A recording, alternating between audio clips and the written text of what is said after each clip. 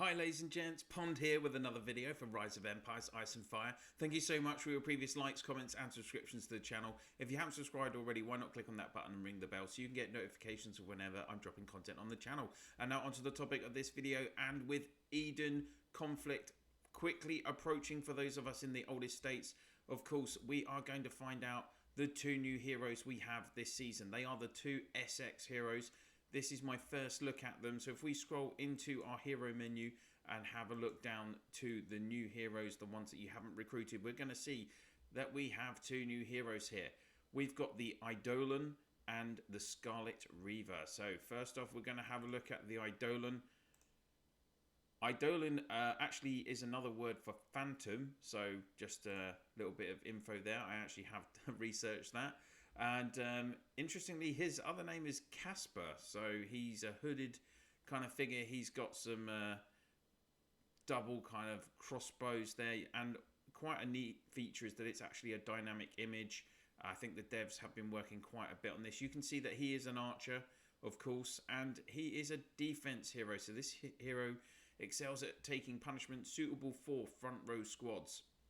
Let's check out then what he's doing with his skills. Of course, the usual dictator skill on skill 1, nothing different there. And then on to his second skill, mirror image. It's a prep skill, so that's a good start. And effective range is 1. This relates to his squad. So the hero squad has a 10% base evasion rate. So I'm guessing that's on turn 1. It'll have a chance, only a 10% chance for evasion. So for those of you that have seen battle report, battle videos, evasion, heroes are evading when you see the dodge word in those battle videos. And you can see then, and gains a bonus 25% each time they receive damage. So this is, again, the reason that you're going to put the Eidolon on the front row. Front rows receive the most damage during battles, and this stacks up to 100%. So once the squad successfully evades an attack, the bonus evasion rate is cleared. So it'll go back to 10% again. How OP is this? Well, evasion like dodge isn't amazing for front row heroes. If you think about it, like Warlord has it to a point on his 5th skill. How often is this gonna, potentially this is only gonna work once a turn. Bearing in mind this is one of his main skills. I'm not sure this is great. It's not a healing kind of skill, and it doesn't look like it's going to stack up that much. So not a great start. Third skill is the usual 50% extra resistance. 4th skill, offensive formation, the extra 50% might.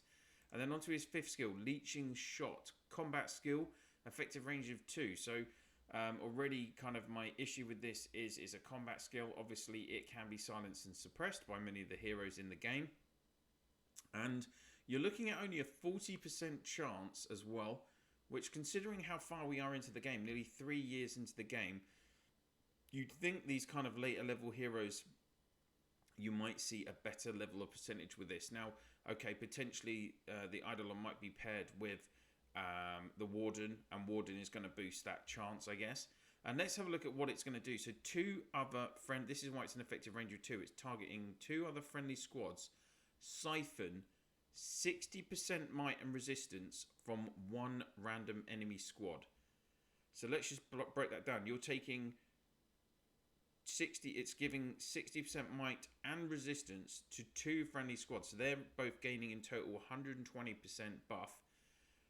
And if I've got this right, then they're both taking 120% in total from the one random enemy squad. So you are strengthening your squads and massively weakening one of your opponent's squads. Obviously, might and resistance is not the kind of biggest OP kind of percentages. And when you think now, people who are maxing out their red skills, and also they've got dragon gear, they're hitting nearly 700% might. So even if you take 120% off one of their legions, is that actually doing so much in a battle? For me, I don't think it's going to. Interestingly, also, each basic attack has a 100% chance to deal 250% bonus damage for 1 turn. But is that now just for his squad? or is that also for, or are we talking about the 2 other friendly squads? Because if it's his squad, that's only 250% damage, and that's only each time that this skill triggers, and it's 40%. So we're looking at what, you're looking at probably 3 times in a battle this is triggering. So I don't know, guys. Like, it's not massively.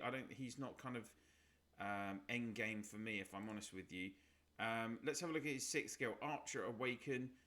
So he's giving 15% might and resistance, nothing new there, and the 250% bonus leadership skills for skill 1.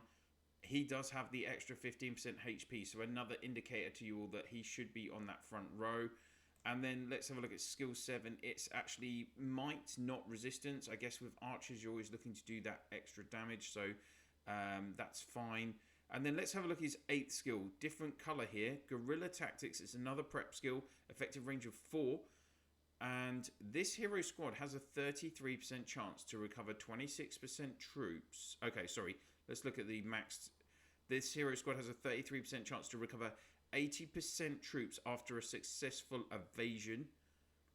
33% chance to take minus 35% reduced damage. That's a double negative there. Surely it should just be chance to take minus 35% damage. And a 33% chance to cause 2 random enemy squads to take 15% more damage. Each chance is calculated individually and does not stack. Each effect lasts for 2 turns. This hero squad has a 33% chance to recover 80% troops after a successful evasion. So this relies on you to be evading in skill 2. And we've already talked about that might not be happening that often. 33% chance to reduce the damage by 35%. You're looking at what? 8 turns in a battle. It might activate 3 times. And 33% chance to cause 2 random mini squads to have 15% more damage. There are loads of other heroes out there that are going to be doing more than that. Look at Ragnar doing 70% extra damage. Look at Warden reducing 70% damage. Like, there's lots of heroes that have better damage. Sakura, 50% damage. There are lots of heroes that are already doing way more in terms of their damage than this skill. And even though it does kind of calculate things individually, I really don't think this is that OP. What am I going to rate Eidolon? He's a 2 or a 3-star hero, maybe a 3-star max. I don't think he's going to be any higher than that, guys. I'm not sure you're going to see him replacing Sakura Blossom or Defender off your front rows for those of you that are running pure Archer Legions. And to be honest, I don't see him getting in any of the top mixed Legions. I just don't see where the synergy is there. This is just an evasion skill. This is boosting some of your squads with extra might and resistance, but nothing. I mean, that could work with anyone, and it's not actually going to boost them a whole massive amount. And then, like I say, with this 7th skill, with this 8th skill, again, it's just not great. So I don't really rate him, to be honest. Not great. 3-star at best. Scarlet Reaver. So actually in Last Shelter Survival, she's called the Scarlet Raven. No, yeah, Scarlet Raven. In this one, we've got Reaver. So, sorry, it's Scarlet Siren. She's called Scarlet Siren. That's better. So Scarlet Siren in Last Shelter Survival, the Scarlet Reaver in Rise of Empires, and then she's called Captain Starling. So obviously going with a more pirate themed here. As you can see, she's juggling a cannonball, got an old style pistol in her belt, and then the cutthroat sword. She is a Footman hero. She is ranged. Let's have a look at her skills. Skill 1, of course, Dictator skill as normal. Skill 2, Scarlet Barrage. Combat skill, effective range of 5. Good. Like, if she's going to be ranged, she's going to be on that back row. 100%, it's a combat skill. Yeah, okay. Can be silenced and suppressed. And there's a 100% chance to deal 100% damage to the enemy front row squad. So not a massive amount of damage, but it's almost like a guaranteed attack if she's not being silenced and suppressed. So that could be 800% damage in total across the whole battle. And then this is really interesting with 40% chance, and they've put a double percentage in there, just needs to be amended, devs. Chance to deal an additional 500% damage. And then this is, again, to the enemy squad with the lowest troops. So this is kind of a finisher ability. If you remember, like Zoro has that on 2 of his skills, where he is targeting the enemy squad with the lowest troop count. This is really nice. Generally, that's going to be the front row anyway. So initially at the start of the battle, you're looking at this potentially doing 600% damage to the enemy's front row. That is going to get rid of that front row much quicker, and then it's going to work on then weakening the next one. 40% chance again, so what you're looking at potentially three times in a battle this is activating. So 800% plus 50, 2,300% off a skill 2. I'd say that's a really nice start to her abilities. Skill 3 is defensive formation, extra 50%. Skill 4 is the extra 50% might. And then skill 5, debilitating explosions. It's a combat skill again, effective range of 5, requirement when heroes leading footmen's. 1 turn prep, so combat skill requires prep, and then 40% chance. Yeah, not crazy OP, but I mean, for instance, for those of you with dragon gear, you might want to pair her with Warden to boost this up, because look at this, to attack 5 times. Each attack selects a random enemy squad, with each attack dealing 150% damage. So you're talking about 750% damage from this attack. It's going to weaken different enemy squads, hit different enemy squads. Now, that's not necessarily a bad thing, because each attack also has a 65% chance to apply a status based on the enemy squad for 1 turn. So it will disarm. Right, now this is where this is the funny bit. The devs have, so obviously these heroes are taken from Last Shelter Survival, right? And in Last Shelter Survival, they don't have archers, cavalry, or footmen. They have shooters, fighters, and vehicles. So shooters are archers, fighters are footmen, and vehicles are cavalry. So this should actually say disarm for archers, obviously stopping them basic attacking, silencing for footmen, and for cavalry. So again, the devs need to actually proofread what they're putting out there in the game, and just need to change that. But obviously, disarm for archers is, for instance, if you're up against a Legion that has got Spectral Reaper in it, and it's got Warden in it, then disarming, potentially being able to disarm Spectral Reaper is going to have a massive. It's really going to impede them. So that can be a really nice skill. And this is going to now, this disarm silence debuff can stack up to 2 stacks.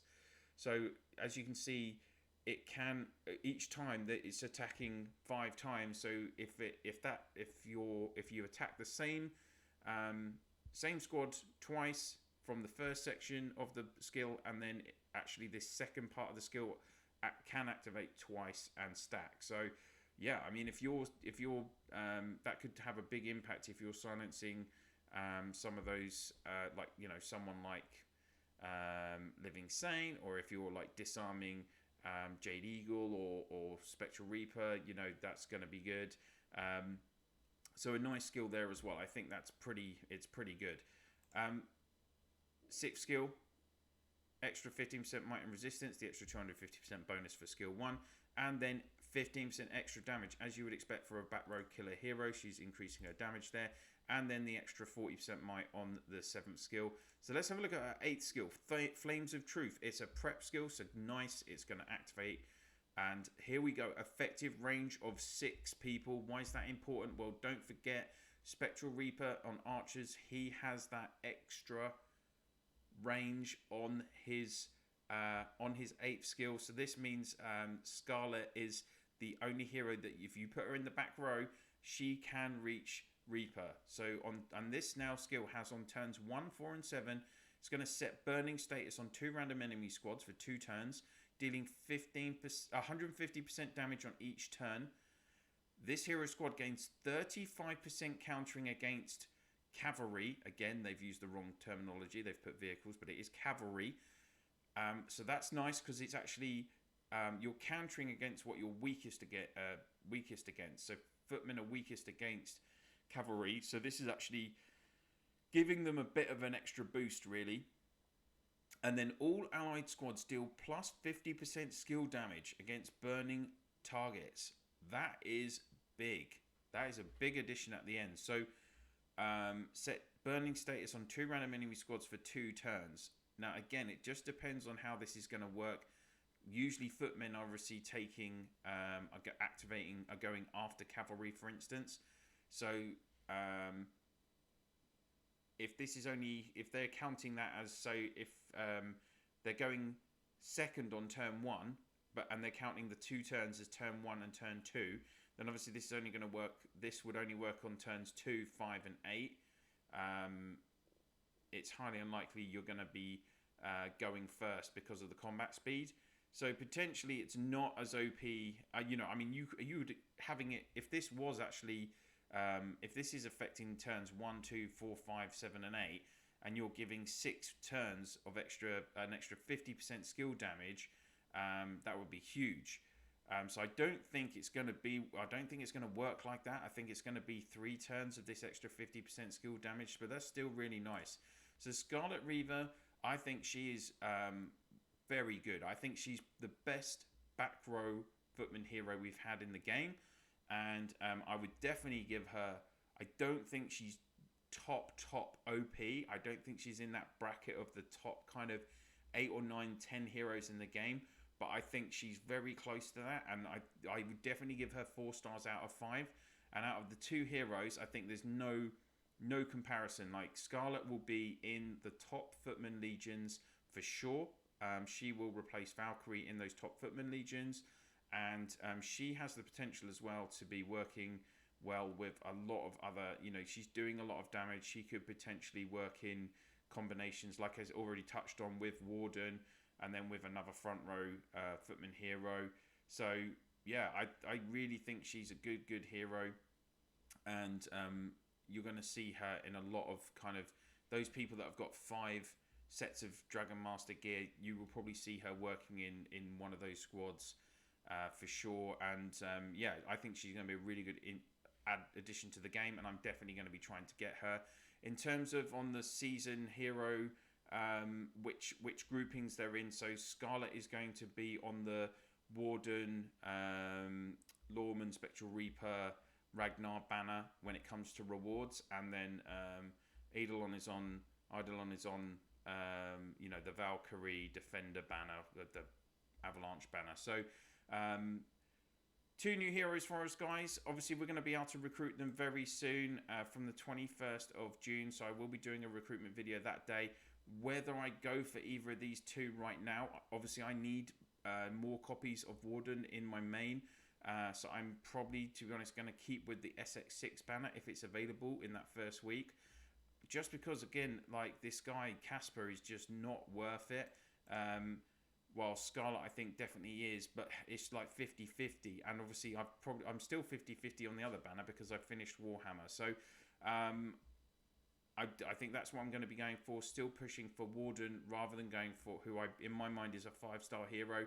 I'm just going to be going for Warden rather than these 2. So there we go, guys. That is the 2 new heroes. I hope you've enjoyed the video. If you have, please do click on that like, and if you could please share this video and my channel in your alliance chat, province chat, and through line, WhatsApp, Viber, Discord, whatever you use to communicate with your fellow players in the game, that would be very much appreciated. Also, if you have any comments about these new heroes, what do you think about them? Please do pop them in my comments section down below. Do you disagree with my starring rating? Would you rate them any higher or lower based on what you've seen from looking at their skills already? I'd be really interested to hear from you guys. That's it for now. Thank you so much for watching, and I'll see you soon.